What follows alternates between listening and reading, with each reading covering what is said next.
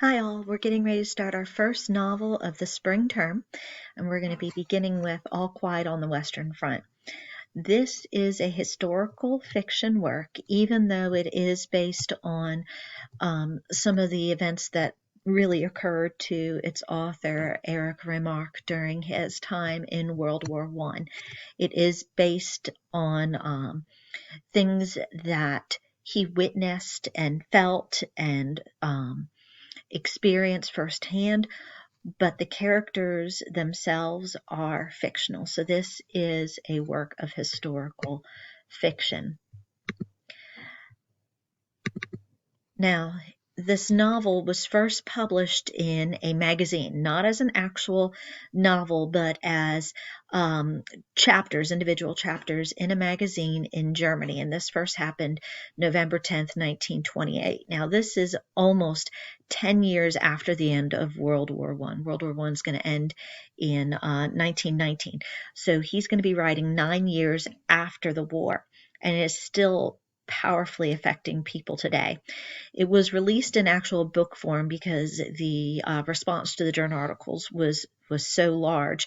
They turned it into a book in 1929, and in 1 year, it sold 1.5 million copies. Now, the novel itself is a realistic depiction of what it was like for trench warfare for these soldiers. In particular, Remarque is going to be looking at the perspective from German soldiers on the Western Front.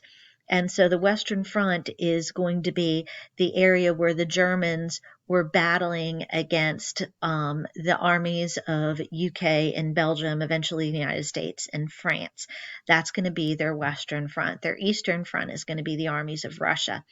But they're going to be looking here at the Western Front. So this is going to be very realistic. There is going to be death in this book. There is going to be violence in this book.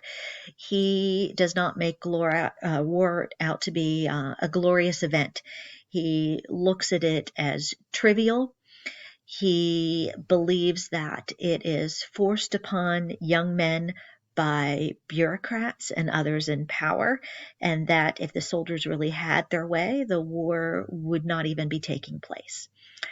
This book was translated into more than 20 languages, and eventually this is going to be banned in France until the 1960s because they felt it was too pro-German. It's also going to be banned in Poland because they felt it was too pro-German. But the book was also banned in Germany because it was too anti-German. As a matter of fact, when Hitler gained power and first started the book burning in Germany, the first book added to the list of those to not be allowed and banned and burned within Germany was this book, All Quiet on the Western Front. Now, the author is a man by the name of Eric Maria Remarque. And notice right there, I want you to look at the spelling of his name. That is the French spelling. He is going to start out Remark, the German spelling, and later it's going to revert back to this French spelling. He was born in Lower Saxony, which technically is a part of Germany, but some people still consider it an area of France, and he was of French ancestry. And he, when World War I began, he went ahead and did his duty as a German soldier and enlisted in the army when he was 18 years old. And that's going to be the age of most of the soldiers you're going to see in this book. They all went to school together and they went in thinking war was going to be something romantic and glorious and become heroic, and instead they become disillusioned. And he's going to be assigned to the Western Front. And while he is there fighting in the trenches, he's going to be wounded 5 different times. The 5th time he's wounded was actually quite serious.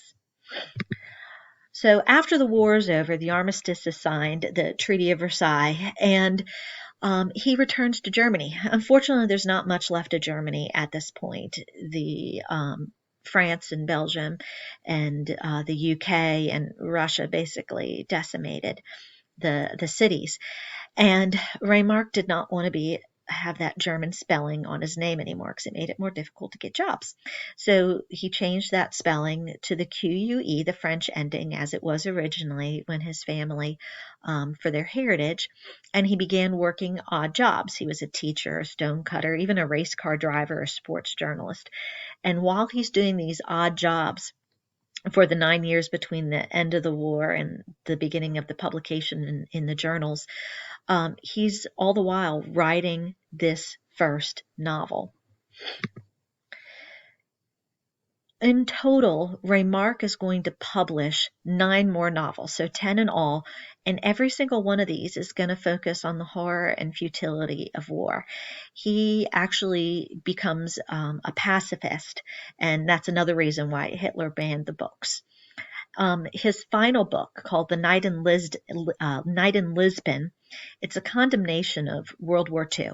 He goes completely all out, does not hold anything back on talking about Hitler and the evilness of his regime, and he calls it out what other people are afraid to do. He says what Hitler's doing is just his way to exterminate the Jews and other people he considers to be non-people, because Hitler felt himself to be part of this master race. And so Remarque stepped out and called a spade, and his German citizenship was revoked in 1938.